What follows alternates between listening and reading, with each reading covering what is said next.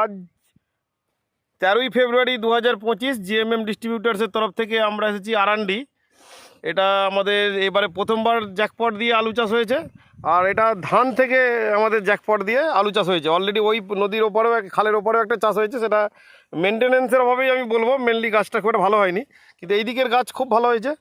তো সাথে আমাদের কৃষক বন্ধু আছেন যিনি এই সমস্ত পরিচর্যা করছেন, তো ওনার কাছ থেকে আমাদের একটু মতামত নিয়ে নেবো। আপনার নাম? নিরাপদ পণ্ডিত, আপনার বাড়ি? আরান্ডি। আরান্ডি। আপনি যে আমাদের জ্যাকপট দিয়ে চাষ করছেন, কি পার্থক্য দেখলেন? পার্থক্য আগেবার থেকে ভালো। গাছের ডাঁটা কেমন আছে? ডাঁটা খুব শক্ত আছে। ডাঁটা শক্ত আছে। আচ্ছা, আলু খুলে দেখলেন ওটা কেমন আছে? আলু এখন পর্যন্ত যা বয়স আছে সেটা ভালোই আলু আছে। ভালো ঠিকই আছে। তো আরেকটু আগিয়ে চলুন, ওটা দিয়ে যাই আমরা। আলুর গাছে আজকে প্রায় 65 দিন, তাই তো? হ্যাঁ।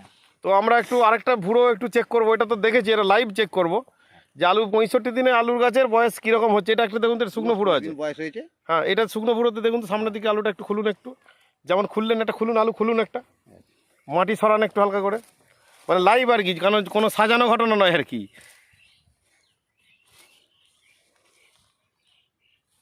বেশি একটু বাস বাস, বেশি আলু কানেকশন না কাটে তাহলে আলুগুলো আর পারবে না।